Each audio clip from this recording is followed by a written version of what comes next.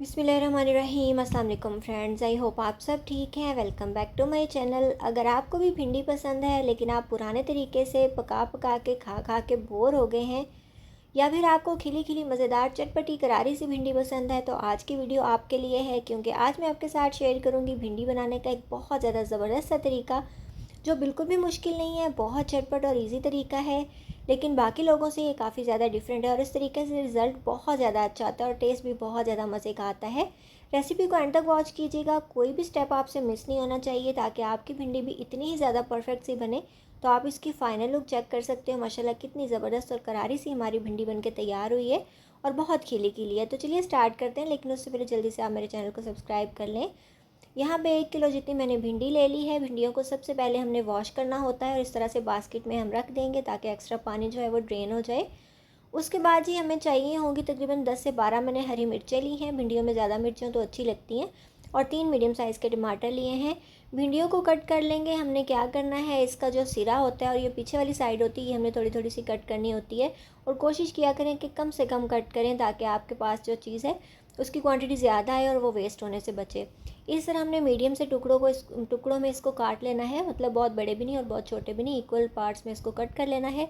और ये देखिए, अंदर से अक्सर ये ख़राब निकलती है, इसमें कीड़ा होता है, तो इसको देख के आपने फिर काटना होता है। बहुत जल्दी जल्दी नहीं काटना होता, वरना फिर भिंडी गोश्त बन जाएगा। अच्छा जी, इस तरह से कुछ मिर्चों को मैंने सेंटर से कट कर लिया है, मतलब स्लिट कर लिया है, और इस तरह से कट करी हूँ छोटे छोटे पीसेस में। कुछ को हम हाफ़ कर लेंगे, सेंटर से कट लगा लेंगे, और कुछ को इस तरह छोटा हम कट कर लेंगे। और इसी तरह से मैंने टमाटर भी छील के काट के रख लिए हैं। उसके बाद मैंने पौना कप जितना घी गरम किया है और उसके अंदर 6 मीडियम साइज़ के प्याज काट के मैंने डाल दिए हैं। क्योंकि भिंडियों में आपको पता है कि प्याज ज़्यादा हो तो अच्छा लगता है। और ये वाही चीज़ है मुझे लगता है सब्जियों में जो बहुत झटपट बन जाती है। जिस तरह अंडे हम बना लेते हैं ना, जल्दी से कहीं आते हैं इमरजेंसी में, अंडे फटाफट बनते हैं, इस तरह भिंडी भी बहुत जल्दी से झटपट बन जाती है। अच्छा जी, थोड़ा-सा हमने प्याज को सौते करना है, इसको सॉफ्ट वगैरह नहीं करना, ना कलर देना है। और उसके बाद डाल देंगे टमाटर कटे हुए, इसके अंदर मिर्चें जो हमने कट करके रखी थी वो। मिर्चों को हमने इस तरह कट करना है, 2 तरह से, मतलब छोटा-छोटा भी और इस तरह से लंबाई में भी, सेंटर से भी कट लगा के, तो ये बहुत अच्छी लगती हैं खाने में। इसको हमने हल्का सा मिक्स करना है। और भिंडी में आपको पता है कि टमाटर प्याज वगैरह को हमने बिल्कुल भी मैश नहीं करना होता, जितने हमें नज़र आएंगे उतना अच्छा लगता है देख के, और टेस्ट भी अच्छा देते हैं ये। हस्बे ज़ायक़ा नमक ऐड कर देंगे। मैंने हाफ़ टेबल स्पून से थोड़ा सा ज़्यादा ऐड किया है। हाफ़ टेबल स्पून ही इसके अंदर मैंने डाली हैं जी कुटी हुई मिर्चें, मतलब चिली फ्लेक्स, बहुत ही चटपटे से टेस्ट के लिए। आप चाहो तो रेड मिर्च पाउडर भी ऐड कर सकते हो।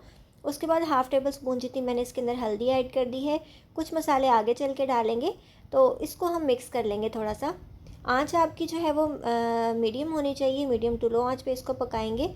और उसके बाद हमने क्या करना है, बस इसको हल्का सा पकाना है कि जो मिर्चें हैं उनका कच्चापन ख़त्म हो जाए। अगर मिर्चों को हम प्रॉपर्ली पकाएंगे नहीं तो वो गले को लगती हैं, एकदम से वो कच्ची कच्ची रह जाती हैं। तो इस मसाले को हमने मैश वगैरह बिल्कुल भी नहीं करना। हमारे प्याज टमाटर खड़े रहने चाहिए, तो ही अच्छे लगेंगे, और मिर्चें भी इसके अंदर घुलनी नहीं चाहिए। बस हल्का सा मिक्स कर लिया, मसाले पक गए तो हम इसके अंदर अपनी भिंडी ऐड कर देंगे। अच्छा, भिंडी को आपने काट के कभी भी नहीं धोना। बहुत सारे लोगों को पता होता है, लेकिन कुछ लोग होते हैं जिनको बेसिक चीज़ें भी नहीं पता होती। तो मेरी कोशिश होती है कि सभी जो बिगनर्स वगैरह हैं उनको भी हर एक चीज़ का पता चल जाए कि ऐसी सब्जियों को हम बिल्कुल भी, मतलब कोशिश किया करें कि सब्जियों को पहले धोएं और फिर कट करें, ताकि उनके विटामिन वगैरह भी वेस्ट ना हो और उनके अंदर पानी भी ना जाए। अच्छा जी, मैंने आपको बताया था कि ये डिफरेंट तरीके से मैं बनाऊंगी, और आपने देख लिया डिफरेंस के अक्सर लोग जो है 99% लोग जो है भिंडियों को फ्राई करते हैं, और इसमें को मैंने बिल्कुल भी फ्राई नहीं किया। और उनका कहना ये होता है कि जब तक हम भिंडियों को फ्राई नहीं करेंगे उसकी लेस ख़त्म नहीं होगी। मे भी उनसे लेस रह जाती होगी, लेकिन आपके सामने मैं इसको बना रही हूँ। माशाल्लाह इतना अच्छा कलर आ रहा है, जैसे जैसे हम इसको मिक्स कर रहे हैं, भिंडियों को हीट लग रही है, बहुत ही फ्रेश कलर आ रहा है और बिल्कुल भी लेस नहीं बनेगी। इसको हमने स्लो फ्लेम पे कवर कर देना है। आंच बहुत ज़्यादा स्लो होनी चाहिए, ताकि भिंडियाँ अच्छे तरीके से हमारी गल जाएं। और बीच में एक बार 2-4 मिनट के बाद हमने इसको थोड़ा सा हिला भी देना है, क्योंकि इसके अंदर पानी नहीं है, भिंडियाँ नीचे ना लगें। आंच स्लो है, लगेंगी नहीं, लेकिन ये है कि वो इक्वली पक जाएंगी। थोड़ा सा हिलाना इसको लाजमी होता है। और आप देख सकते हो माशाल्लाह कितनी ज़बरदस्त सी खिली खिली सी भिंडी लग रही है।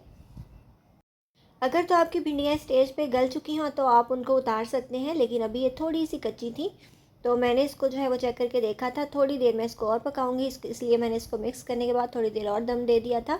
और दम खोलने के बाद जी मैंने क्या किया, हाफ़ टेबल स्पून जितना भुना और कुटा हुआ धनिया ऐड किया, हाफ़ टेबल स्पून जितना भुना और कुटा हुआ ज़ीरा ऐड किया और हाफ़ टी स्पून जितना मैंने गरम मसाला ऐड कर दिया अपना।